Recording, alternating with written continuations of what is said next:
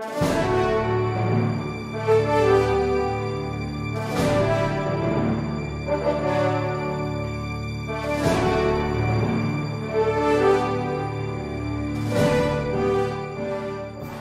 by the Mega World.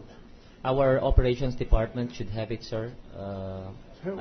Who in the operations department? The engineers there, sir. The chief of the engineering department. The operations department, sir. That's what we call it. The chief of Yes, the sir. operation there. Yes, sir. I will operation department. get in touch with him to Can find you out. identify him for purposes of Yes, it's his name is Philip Scando, sir. He's the one heading our operations department. All right.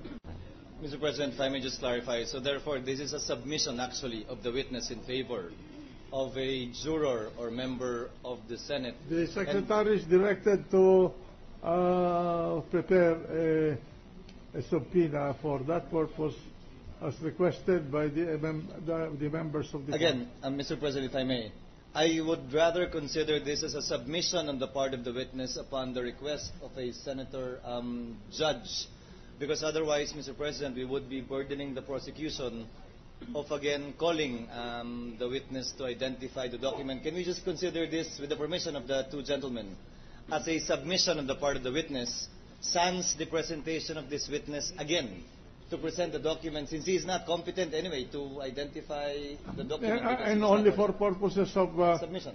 The members of the court to evaluate the testimony of the witness. So it's a submission, Mr. President. All right. Thank you, Mr. President. Just two questions of this witness, Mr. President. Una, sabi mo kanina, Ginoong Testigo, na may bottom line ka, tinitimbang mo, may range ka na nagdedesisyon kung magkano bibenta yung unit. Sa simpleng tanong, binenta ba nyo ng palugi itong unit sa nakabili? Hindi po. So kumita kayo ng pera dito? Kumita po pero maliit. Pangalawang tanong, sabi mo may dalawang kasong pending ng mga panahong ito. Pakibanggit ho yung detalye para lang makita na. Alam nyo ba yung SCRA o GR number ng dalawang kaso? Nandito po siya, dala-dala ko po. Mega World Properties and Holdings Inc. versus Honorable Judge Benedicto G. Cobarde, GR number 156200, 2004. Anong petsa po niyan, yung desisyon? May petsa po dyan. I think it's January 17, 2007. Tungkol ba sa anong kaso yan? If I may... Tungkol saan po yung kaso? This is about a... Mega World filed a motion for restitution with the trial court, seeking to recover from respondents the principal amount of 5,853,793. I can read everything with your permission. A collection case. Well, I'm not a lawyer, sir, so I don't really know. I just know that we lost in two cases, and we lost big. We lost 47 million. Isa-isa muna tayo. Dito sa kasong to, magkano ang perang involved? Sa kasong ito, magkano ang involved na pera? Yung binanggit nyo, Mega World versus Cobarde? Cobarde po. 21 million. 21,725,438. At yung pangalawang kaso, ano po ang GR number at title? The second case is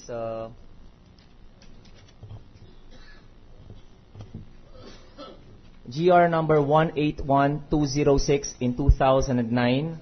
Oh, I'm sorry. The 21,000 po is para dito sa GR number 181206. At sa GR 175391, the amount involved was 26 million in total. Sino po nanalo sa kasong yun? Hindi po kami ang nanalo sa kasong yon, ang opposing party po namin. This is Mega World Globus Asia Inc. versus Celerica Holdings Inc. Yung pangalawa pong nabanggit ko is Mega World Globus Asia Inc. versus Tanseco. Maliban sa dinesisyonan ng Korte Suprema yan, may papel po ba si Chief Justice Corona sa pagdesisyon ng kasong yan? Kasama po siya sa nagdesisyon sa kasong ito.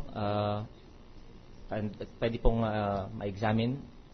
Hindi na. We will take judicial notice of the cases you mentioned. That's why I asked for the case numbers and the title of the case. That would be all for the witness, Mr. President. Thank you. Thank you. Mr. President, I move to suspend the trial for 15 minutes before we recognize Senator Lacson. Trial suspended.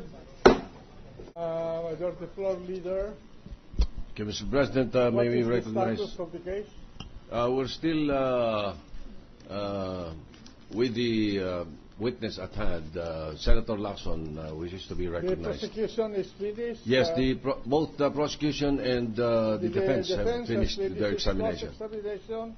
Yes. The witness is under questioning by the members of the court. The Yes, distinguished yes. gentleman from Cavite has the floor. Thank you, Mr. President. Question, please. Sure. Upon questioning of Senator, mentioned that Chief Justice fair market value in his SALN. Totoo po yun. Kasi ang paniniwala po namin, when we speak of the fair market value, that would be the price. Where a person who happens to be the owner of the property is willing to sell the property.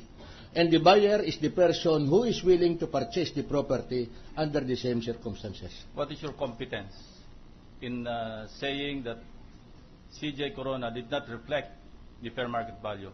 Ang pagkaintindi ko po, city assessor lamang ang pwedeng mag-testify tungkol sa fair market value. Yung So po, I'm asking you, Mr. Prosecutor, ano po ba ang competence ninyo to testify as to the correctness of the fair market value of a property? nais ko pong sagutin, Ginoong Senador, na mismo roon sa SALN, merong nakalagay na acquisition cost. At dito po sa SALN ni Chief Justice Corona, wala pong amount na nakalagay sa acquisition cost of the property. At kung ako po ang Mega World at ang fair market value ng aking property ay 6,500,000 lamang, kung ako si Chief Justice Corona, hindi ko bibilin to sa halagang 14.5 million at meron pa akong additional expense na 5 million Pwede po pesos. bang pakisagot diretso yung aking sagot, yung aking tanong? Ano Well, po ang competence ninyo para sabihin hindi tama yung fair market value ng It's property? the ordinary practice and usage. City assessor po ba kayo ng Taguig? Hindi po. E di po ba ang may competence lamang na magsabi ng fair market value sa Taguig City ay yung city assessor? Pero ang... Hindi po, sagutin niyo muna po. Kayo Totoo ba po may yun. competence? Totoo, Sagutin niyo muna kung may competence kayo o wala para sagutin yung aking tanong na sa pagkaalam o sa pagsasabi tungkol sa fair market value. Meron po ba kayong competence? wala po. Salamat po. Nice.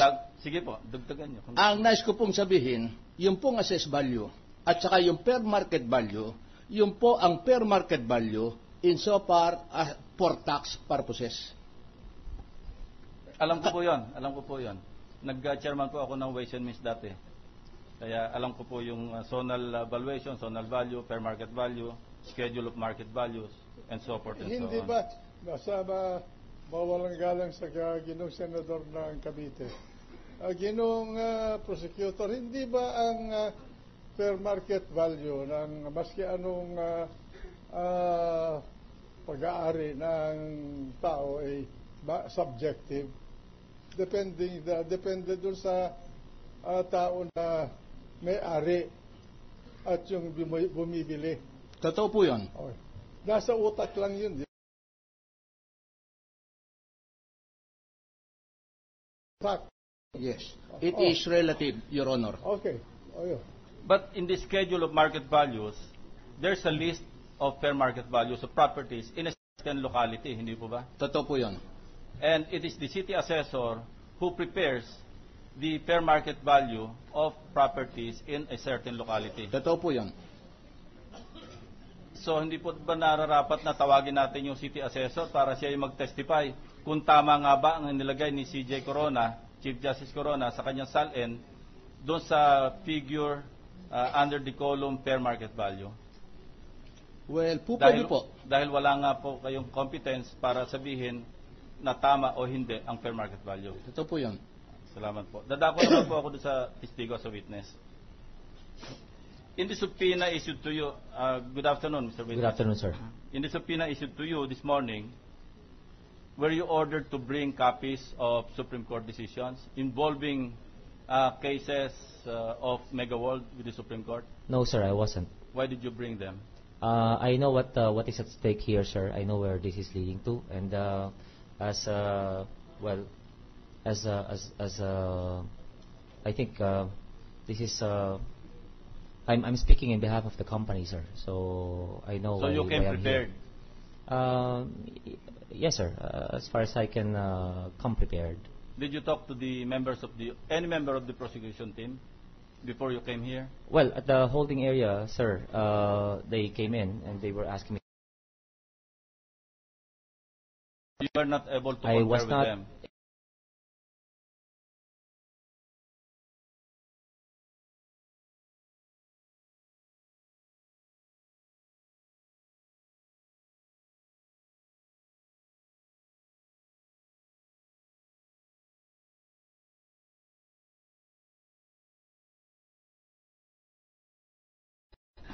But Now, I don't. I haven't. pakiulit nga po ninyo yung GR number na kung saan, diyan sa dalan yung dokumento, na kung saan sabi nyo parehong talo ang Mega World. Opo. GR number 175391 in 2007, Megaworld Globus Asia Inc. versus Celerica Holdings Inc. And Megaworld Globus Asia Inc. versus Tanseco, GR number 181206 in 2009. Wala na po? Meron pa pong isa na GR Megaworld Properties and Holdings Inc. versus Honorable Judge Benedictos G. Cobarde, GR number 156200 in 2004. 2004. Panalo po ba o talo ang Mega World dyan? Natalo po kami dito sa kaso pong ito in the amount of 47 million in total. Sa record po namin dito, panalo kayo rito. Nanalo ho kami nung una before, if I may read Yes. this. The first Mega World case decided by the Supreme Court, penned by Justice Corona, was in 2004. 2 years before the purchase of the McKinley lot and 4 years before the purchase of the Bellagio unit. Number 1, Mega World Properties and Holdings Inc. versus Honorable Judge Benedicto G. Cobarde, GR number 156200 in 2004. The third division rendered the decision dated 31 March 2004 in favor of Mega World Properties and Holdings Inc. All the members of the division concurred. The dispositive portion reads, wherefore, premises considered, the instant petition is hereby granted. The decision of the Court of Appeals dated August 28, 2002 and its resolution of November 20, 2002 are hereby set aside. The order of public respondent judge dated June 29, 2001 executing the compromise agreement as well as the writ of execution and notices of garnishment are hereby declared null and void. Pursuant to said decision, MegaWorld filed a motion for restitution with the trial court seeking to recover from respondents the principal amount of 5,853,793 legally garnished and obtained by the respondents. In 2007, or less than a year